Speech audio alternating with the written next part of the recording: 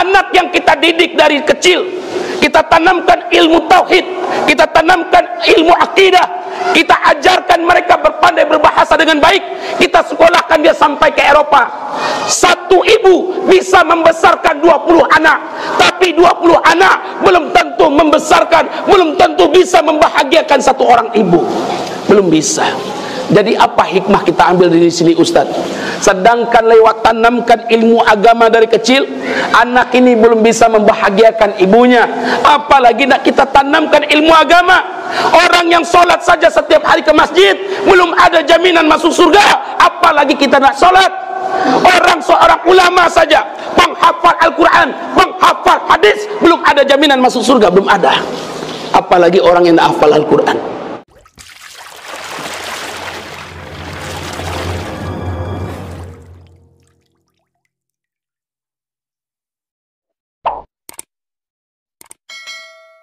Assalamualaikum warahmatullahi wabarakatuh.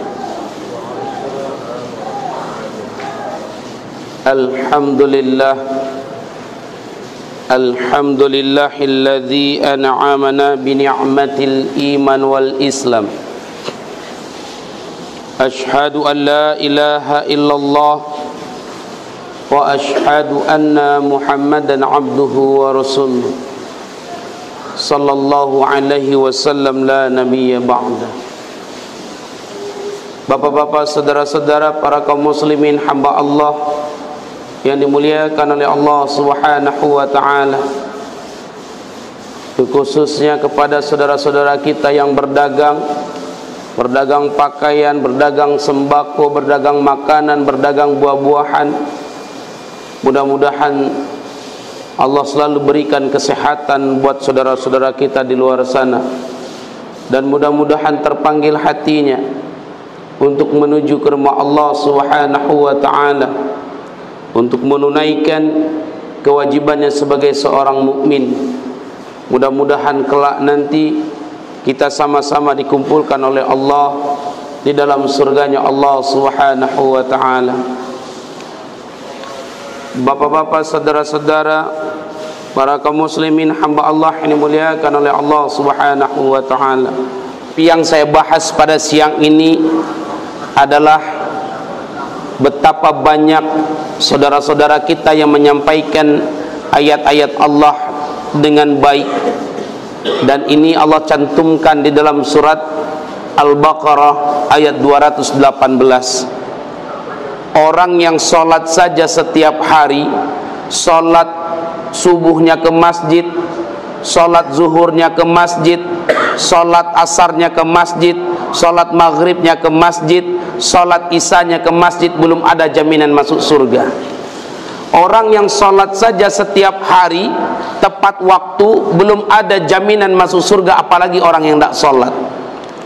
Orang yang bertaubat saja pada hari ini, ya Rabb, kami bertaubat, memohon ampunanmu ya Allah, belum ada jaminan masuk surga, apalagi orang yang tak bertaubat. Orang yang hijrah saja di jalan Allah sekarang ini, belum ada jaminan masuk surga. Sebagaimana Allah sampaikan dalam surat Al-Baqarah ayat 218, innalladzina amanu, sesungguhnya orang-orang yang beriman, walladzina hajaru, orang yang berhijrah di jalan Allah, wajahadu fi sabilillah, orang yang berjihad di jalan Allah, al-jihadu fi sabilillah, belum ada jaminan masuk surga. Apalagi kita orang agama Islam tidak memenuhi undangan Allah. Lalu siapa orang-orang yang dijamin oleh Allah masuk surga, Ustaz? Ulaika yarjuna rahmatallah. Ketika mereka beribadah di jalan Allah, ketika mereka berhijrah di jalan Allah, al-jihadu fi sabilillah, lalu mereka berharap, mereka memohon ampunan kepada Allah, ulaika yarjuna rahmatallah, ya Allah, turunkanlah rahmatmu kepada hamba. Barulah di situ ada jaminan masuk surga. Ustaz, bagaimana dengan kami, Ustaz? Para da'i, para muballigh menyampaikan kebenaran ayat-ayat Allah ini, Lalu ada sebagian dari mereka yang kejang-kejang malah ingin membunuh para alim ulama. Di zaman Rasulullah ini sudah ada. Ada ulama yang diracuni di zaman Rasulullah sudah ada. Ada ulama yang dibunuh, ditusuk pakai pisau di zaman Umar bin Khattab sudah ada. Apa contohnya? Rasulullah SAW adalah korban. Salah satu ketika itu terjadi perang Khaybar. Perang Khaybar terjadi antara orang Yahudi dan para kaum muslimin. Banyaknya orang Yahudi meninggal, dan ketika itu adalah perdamaian antara orang Islam dan orang Yahudi. Tercatat dalam sejarah, orang yang pernah meracuni baginda Rasulullah SAW bernama Zainab binti Al-Haris, kalangan dari orang Yahudi. Ketika itu bapaknya meninggal, mertuanya meninggal, suaminya meninggal. Zainab binti Al-Haris adalah orang Yahudi tulen, masuk ke agama Islam bukan untuk mempelajari agama Islam, ingin membunuh baginda Rasulullah SAW karena dia perempuan dicari segala cara. Dan ketika itu, ketika Zainab masuk ke agama Islam, bertanyalah dia kepada Abu Bakar, Abu Bakar, apa makanan kesukaan baginda Rasulullah SAW? Dijawab oleh Abu Bakar, Rasulullah itu suka dengan daging onta yang pundak di atas, lalu suka memakan pahanya daging onta.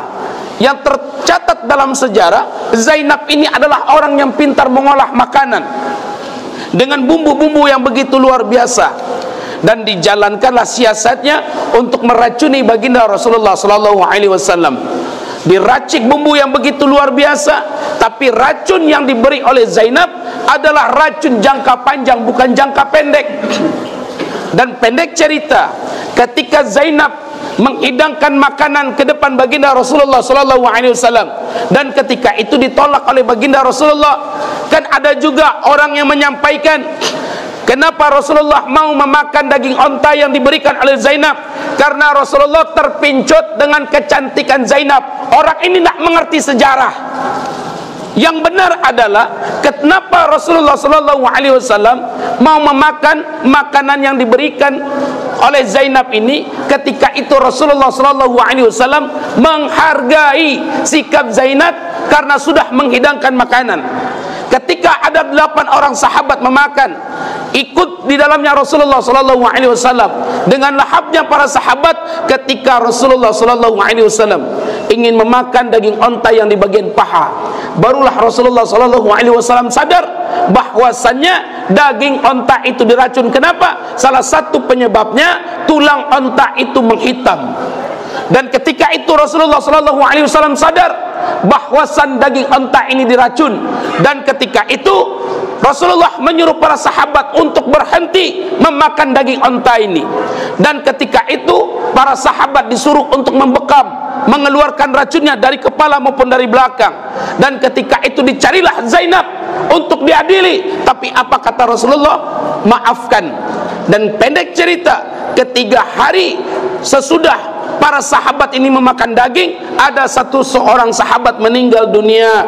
Lalu dicarilah Zainab dan dihakimi, yaitu dinamakan hukum kisos. Kalau ada sekarang ulama yang diracun, Rasulullah SAW sudah diracun. Kalau ada sekarang ulama ditusuk pakai pisau, Umar bin Khattab memimpin sholat subuh berjamaah, ditusuk dari belakang oleh Abu Lukluk, orang Yahudi tulen. Jadi kalau ada ulama sekarang ditusuk, itulah namanya manisnya dalam berdakwah. Kenapa? Karena musuh Islam itu dari segala penjuru. Di depan kita ada orang kafir, di depan kita ada orang musyrik, di belakang kita ada orang ateis, orang yang tak bertuhan, di kanan kiri kita ada orang fasik dan orang munafik. Musuh Islam ini segala penjuru. Dan oleh karena itu, ikhwan fillah yang dimuliakan oleh Allah Subhanahu wa taala, makanya ulama saja belum dijamin masuk surga. Orang yang sholat saja belum dijamin masuk surga. Orang yang penghafal Al-Quran pun belum dijamin masuk surga. Ada orang sekarang hafal Al-Quran 30 juz misalnya, belum ada jaminan masuk surga. Kok bisa begitu Ustaz? Di zaman Rasulullah SAW sudah ada contohnya. Siapa contohnya? Sahabat Rasulullah namanya Nahar Ar-Rajal.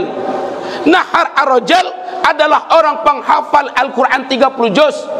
Tetapi ketika Rasulullah SAW meninggal dunia, muncullah nabi palsu yang bernama Musailamah yang diberi gelar Al-Kazab. Dan ketika itu sahabat Rasulullah ini yang bernama Nahar Ar-Rajal membenarkan nabi palsu. Makanya di zaman Khalifah Abu Bakar banyak orang yang pindah agama. Kenapa? Karena ketika itu Nahar Ar-Rajal membenarkan nabi palsu. Seandainya kalau Nahar Ar-Rajal ini hidup di zaman sekarang, dia adalah menjadi seorang ulama besar. Kenapa? Penghafal Al-Quran, penghafal hadis. Makanya kalau jadi ulama itu tidak ada jaminan masuk surga.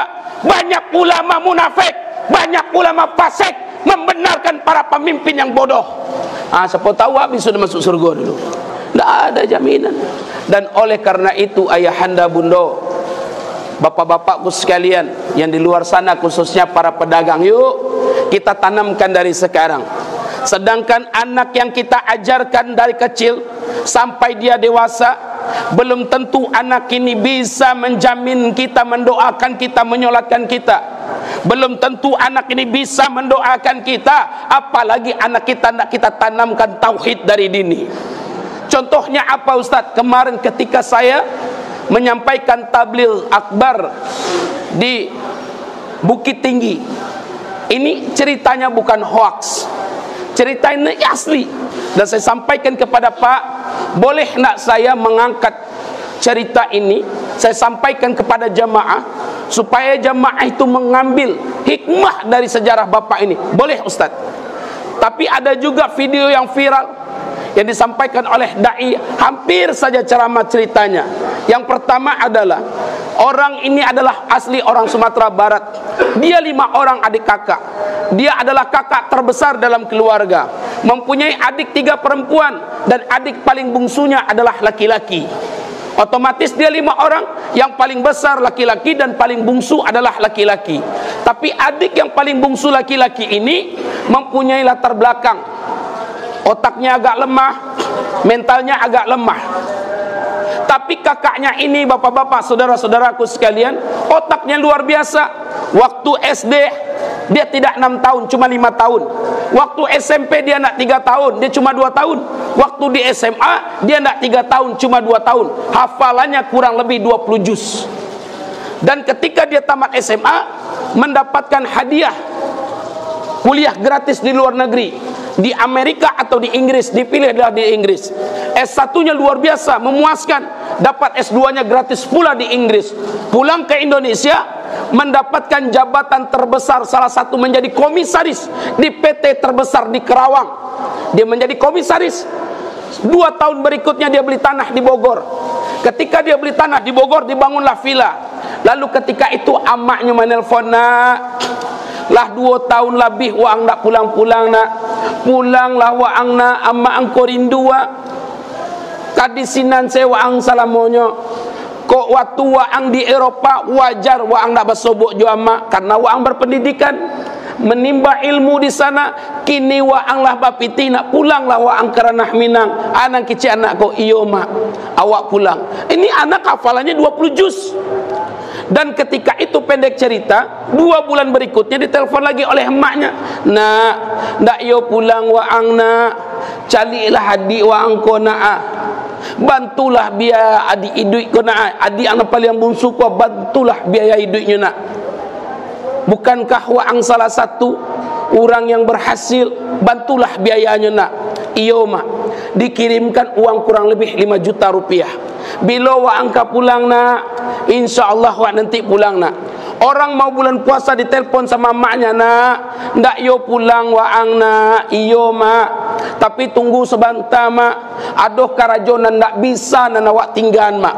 Habis lebaran ditelepon lagi oleh ibunya, alasannya ada kerjaan yang ndak bisa ditinggalkan. Pendek cerita, 2 bulan berikutnya orang mau menjelang hari raya Idul Adha, adiknya dapat kabar bahwasannya kakaknya ini membeli anjing dogi dari Amerika. Satu anjing harganya 75 juta. 2 anjing harganya 150 juta. Disampaikan oleh adik ke emaknya ini, "Mak, kakak membeli ini, udah membeli ini di Jakarta." Karena emaknya penasaran, ditelepon ke Jakarta. "Nak, iyo ang bali anjing nak." "Iyo mak." "Untuk anjing ang bali itu nak, untuk menjaga villa wak mak. Bara harago anjing wang bali 75 juta. Dek karena villa 2, nyobalilah 2 anjing harganya 150 juta. Ditanya oleh emaknya ini, "Nah, bara pengeluaran biaya anjing itu sebulan?" Disebut oleh anak ini, dijelaskan memandikannya, makannya khusus 3 juta rupiah. Otomatis 2 anjing pengeluarannya sebulan adalah 6 juta rupiah. Dan ketika itu anak kecil emaknya, "Nak, sebentar lagi Idul Adha, nak ka pulang waang? Ndak ka berkurban waang di rumah?" "Iyo mak, awak ka pulang." Pendek cerita, 2 hari orang menjelang hari raya Idul Adha, ndak ada keputusan oleh anaknya. Emaknya sakit keras. Ketika emaknya sakit keras, ditelepon anaknya, "Nak, ndak ka pulang waang nak?" "Iyo mak, wak pulang." Dan ketika itu pulanglah waang, tapi tunggu sebentar mak, wak cari orang untuk menjaga anjing awak. Wak cari orang dulu mak untuk menjaga villa awak. Wak cari orang mak untuk orang yang supaya bisa anjing wak kau terurus. Apa kata emaknya? Bapak-bapak, saudara-saudaraku sekalian, "Nak, kalau boleh emak berdoa kepada Allah. Emak ingin menjadi anjing nak. Kenapa emak ingin menjadi anjing? Supaya emak tiap hari bisa mencari uang. Anjing uang suan, emak nak pernah suan. Emak ku rindu jo wajah uang mak. Buat apa harta banyak-banyak sedangkan kau lupa dengan emakmu? Lebih baik emak menjadi anjing supaya setiap pagi emak bisa melihatmu nak." Wih, merinding begitu luar biasa. Menangis anak ini, minta ampun kepada ibunya. "Ampun mak, ampun mak, pulanglah waang." "Ndak ka pulang waang." Ketika anaknya diam, ditutup telepon oleh ibunya, dipanggil anaknya yang bertiga perempuan. "Kok aduh terjadi jo diri mak kok? Maningga pendek umur mak, jangan pernah batelpon kakak tu, kakak gau tu. Dia sibuk, dia punya hotel, dia komisaris, usahanya banyak. Mungkin dia mementingkan pekerjaannya ketimbang dia mementingkan ibu ini nak." Pendek cerita, ketika sampai hari raya Idul Adha, ibunya melaksanakan salat hari raya Idul Adha. Ketika selesai melaksanakan salat hari raya Idul Adha, ibunya meninggal. Dalam keadaan apa? Ibunya meninggal dalam keadaan meneteskan air mata. Apa pelajaran yang kita ambil dari sini, bapak-bapak, saudara-saudaraku sekalian yang dimuliakan oleh Allah Subhanahu wa taala? Ketika waktu itu anaknya tidak pulang, tetanggalah yang memberi kabar. Apa kata tetangga? "Yuang, amang meninggal nak ke pulang wang." Pada hari itu juga ditinggalkan pekerjaannya, dia berangkat ke Sumatera Barat. Sampai di Sumatera Barat, dia menemukan tanah merah. Apa maksudnya cerita ini Ustadz? Anak yang kita didik dari kecil, kita tanamkan ilmu tauhid, kita tanamkan ilmu akidah, kita ajarkan mereka berpandai berbahasa dengan baik, kita sekolahkan dia sampai ke Eropa. Satu ibu bisa membesarkan 20 anak, tapi 20 anak belum tentu membesarkan, belum tentu bisa membahagiakan satu orang ibu. Belum bisa. Jadi apa hikmah kita ambil dari sini Ustaz? Sedangkan lewat tanamkan ilmu agama dari kecil, anak ini belum bisa membahagiakan ibunya, apalagi nak kita tanamkan ilmu agama. Orang yang sholat saja setiap hari ke masjid belum ada jaminan masuk surga, apalagi kita nak sholat. Orang seorang ulama saja penghafal Al-Quran, penghafal hadis, belum ada jaminan masuk surga, belum ada, apalagi orang yang hafal Al-Quran. Mudah-mudahan pada hari ini bapak-bapak saudaraku sekalian yang dimuliakan oleh Allah, ini pelajaran berharga. Ini cerita ini bukan hoax, orangnya masih hidup sampai sekarang. Baru 1 minggu yang lalu narasumbernya berbicara langsung dengan saya. Jangan pentingkan dunia, tapi bahagiakanlah ibu kita. Bana pepatah orang Minang, 1 orang ibu bisa menghidupkan 10 anak, tapi 10 anak belum bisa membahagiakan 1 orang ibu. Tanamkanlah ilmu agama dari dini hari. Mudah-mudahan kelak kita di sini semua Allah kumpulkan di dalam jannah, di dalam surganya Allah Subhanahu wa taala. Kurang lebihnya mohon maaf. Assalamualaikum warahmatullahi wabarakatuh.